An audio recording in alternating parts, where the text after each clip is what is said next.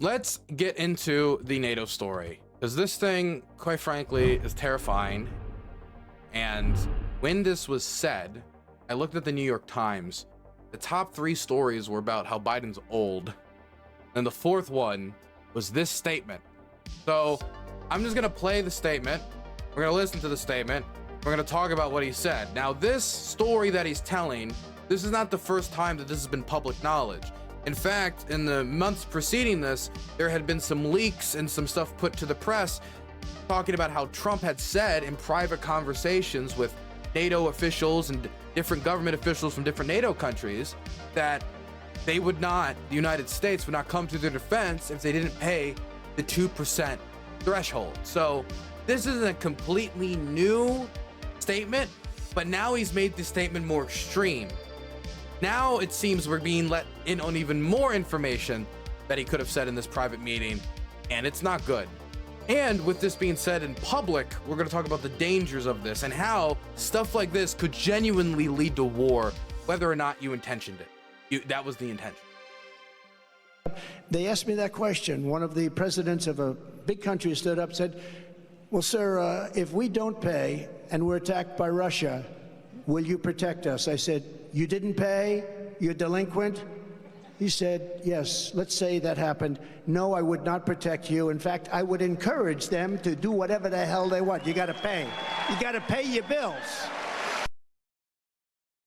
Okay. So, first things first. I believe all NATO countries should be paying that 2% threshold. Especially now. I believe that. It's right for them to be critiqued for that. That's the one thing that I'll say is true. But, first things first.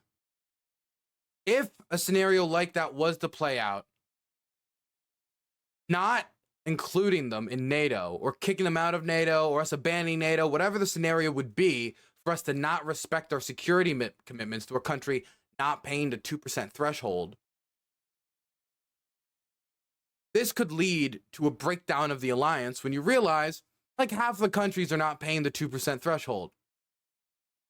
So are we legitimately saying that if a country is paying 1.8%, the public strategy of the United States would be, as long as they're not at 2%, they're fair game? Okay, secondly, and this is going to be the main topic of discussion for me.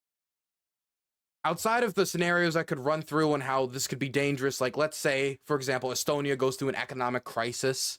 Let's say there was some industrial sabotage or whatever it was, and it could no longer maintain the 2% threshold. So it had to go down to 1.89, 1.7, something like that. And now, since they're not meeting that threshold, the Russians or somebody else believes that they can go in, and maybe they do. And then Donald Trump says, oh, screw them. I don't want to run through all these different scenarios and how having a rule like this could terribly, terribly backfire, how it undermines the security of the alliance. And if you only included the people who are at the 2% threshold, you're going to lose a lot of alliance members and a lot of global GDP as being part of your alliance structure. Not to mention all of the defense companies that are in those. Point is, you're going to be fracturing the alliance a lot. But before going on any of these tangents anymore, I want to focus on the main thing. The uncertainty this creates could very easily lead to war. If Donald Trump was elected and he continued with this mindset and he pursued this mindset legitimately, this could easily lead to war. Because the Russians would come to the conclusion that if the United States is not willing to defend Europe, even though combined with Europe and the United States, that's 45% of global GDP, they're our number one export market. The transatlantic alliance has held strong since the end of World War II. If we're not willing to defend them because of a few 0.2, 0.3, 0.5 percentage points of GDP spending, then we're not that committed to the Europeans. We're not that committed to Estonia, Latvia, Lithuania, or whatever these countries that he would not come to defense of would be in this scenario.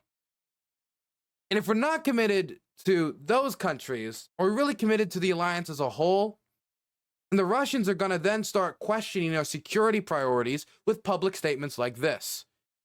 A Trump administration, are they committed to Europe's defense? Are they? Now, if they aren't, well then, Europe's going to be a little bit up shit creek without a paddle here as they're rushing to industrialize and get their military production up to snuff as they're trying to hit, I think it was 1.5 million shells a year by 2025 in order to try to help maintain the Ukrainian artillery effort. Not only will they be up shit creek, but we'll be up shit creek if anything goes bad in Europe, considering not only the percentage of global GDP, but all of the trade we've done with each other, not only them being our only, not our only export market, but our main export market, our number one export market. But we also have a lot of other economic, geopolitical, and just societal interdependence as well. Structural interdependence. Now, in that scenario, let's say that Trump doing this, and this is what I've been told by Trump supporters, this is the defense. If this is the defense, by the way, I'm done. If this is the only defense that they can give, I'm done trying to entertain these schmucks on this issue. I'm not going to make any follow-up videos, because if this is the bottom of the barrel of Trump intellectual thought, then I don't wish to pursue it any further. The defense is, well, Donald Trump is actually not wanting to abandon the NATO alliance. He just wants to get them to spend more. Whether or not that's the purpose, and it is a good thing to want them to spend more in their own defense, it would help us. If the Russians see these statements being said publicly, is that the message they're receiving? Donald, in fact, this could make an even more dangerous situation. Because let's say that the Russians move their chess pieces forward and they confront NATO, and America moves their chess pieces back. They get out of there. We skedaddle.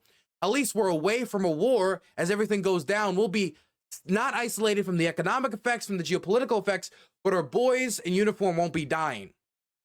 So you can at least see some positive here, even though the downstream effects will be much, much worse.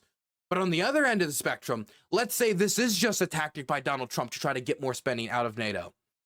That doesn't mean the Russians will read it that way. Donald Trump is not extremely transparent when it comes to his geopolitical goals. I mean, if there's anybody that's practicing madman theory in the modern age, I mean, he's definitely done a better job than Nixon at it, at least in being perceived as a madman. If they determine that the United States is not committed to Europe, but we are, because other people around Trump come to him and say, hey, we are dedicated to Europe, we have to do this for X, Y, and Z reason, and he either says, okay, I agree with you, or we have that law that was passed in Congress come into effect that says the president can't withdraw us from NATO, and so they're going to try to push for the president to come to his defense. If we come to their defense while the Russians probe, then you have a security crisis. Then you have the Russians pushing forward, thinking we're not dedicated to European defense because we've whittled down our credibility after strangling aid to Ukraine. If we're fucking up a war where the Russians faceplant again and again and again, lose like 40% of their artillery fleet, lose like 30% of their tank fleet, lose tons of armor, 300 to 400,000 men dead and injured, unable to achieve any of the goals they set before the war, and we just abandoned that after saying we wouldn't, that's going to have a hit on our credibility. But stuff like this will have a further hit of our credibility. Not only are we not dedicated to Ukraine, are we even dedicated to NATO? And after those two hits to credibility in this region specifically, I mean, people talk about if we don't help Ukraine, how that'll hurt our defense and our credibility of helping Taiwan. But by keeping it in the region, it'll be even worse, the hit to the credibility. How would Trump, of all people with no real foreign policy knowledge, no geopolitical grounding, he isn't an IR theorist, he isn't a diplomat, he just winged it his last presidency. How is he going to manage that situation? How is he going to restore credibility? So when the Russians say, we're going into Estonia to protect the Russian speakers in Eastern Estonia, which there's a large population of, and this is not only true with Estonia, this is true with Estonia, Latvia, Lithuania, and they just grab some land and they probe Europe's defenses, that is where we can get a real security crisis, where our credibility has been smashed. Trump has said statements that has led them to believe that they could cross what had previously been a red line. They then cross that red line, war. Now, some people might say, that's a, Dylan, that's a long series of events. How do we know this type of stuff actually happens? I mean, it's just words at the end of the day. Trump's always been bad with words. A great example of this would be, now there is some dispute about how much this actually contributed to the Korean War, but one of the examples that has historically been used, and I've used it on the channel before, Dean Acheson's speech about the security situation in Asia after the start of the Cold War. He included a bunch of different countries in our defense policy. Japan, we included the Philippines, Taiwan, all these different countries. But we didn't really say that much about South Korea. And so the story goes, even though many historians dispute how much this contributed, if it contributed at all, that the North Koreans and Stalin and the Chinese saw that Dean Acheson, the American official, the American Secretary of State at the time, didn't include South Korea in that defense speech. Therefore, it's not an American security priority. Therefore, they can cross the line.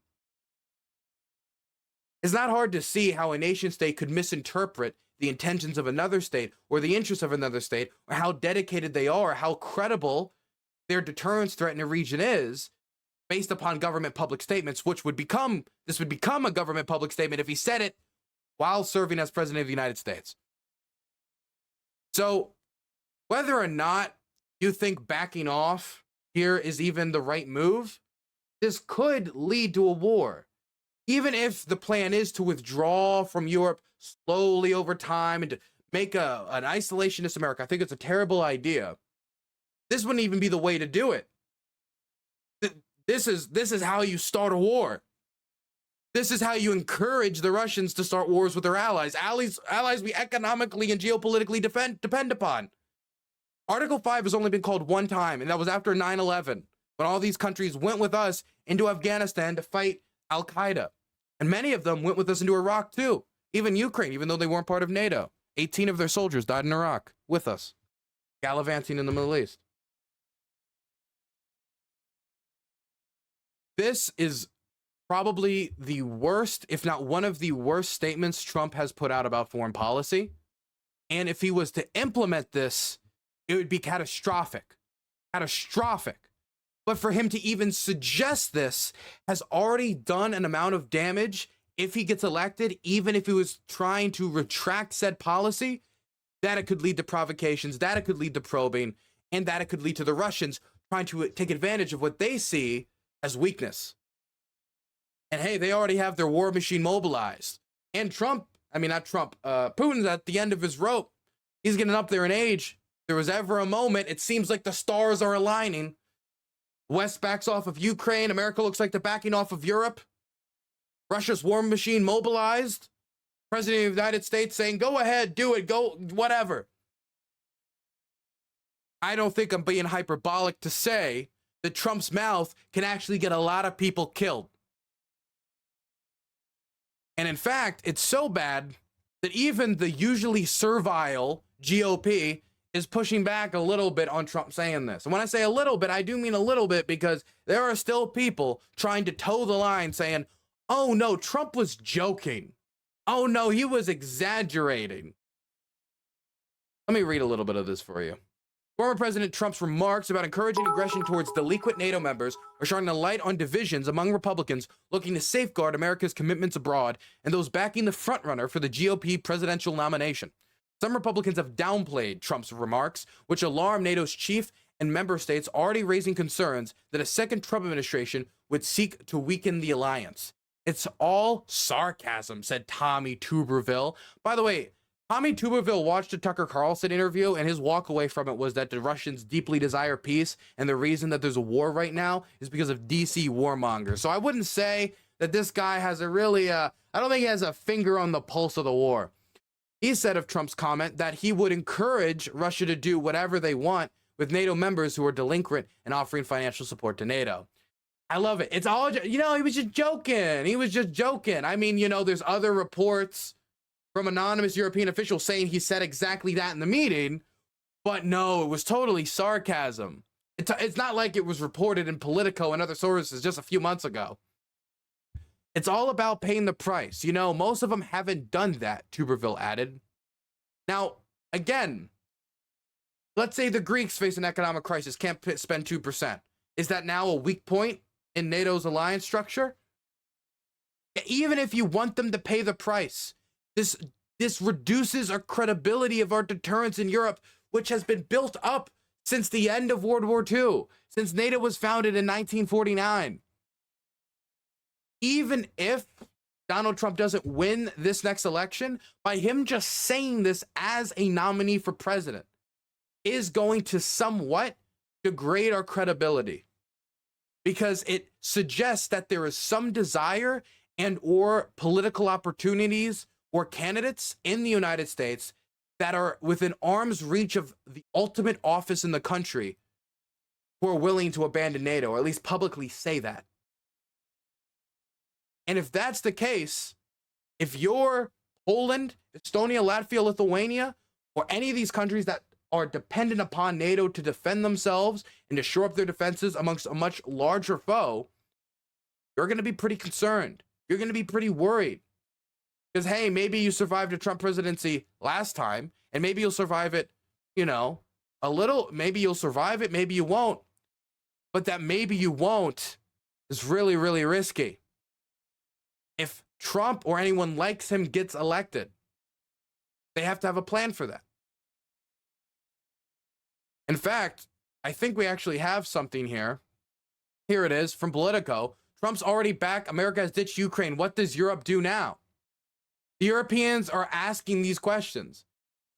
The Europeans are thinking about a future where the Ukrainians have to be supported by them, and they have to defend themselves with no assistance from the United States, irrespective of whether it is within the United States' interests or not, due to us entering a period of decision atrophy and isolationism. Trump, through reeling in our defense policy, that's how people might view this, especially from the isolationist side, he can create a power vacuum and a lack of deterrent effect that could lead to war.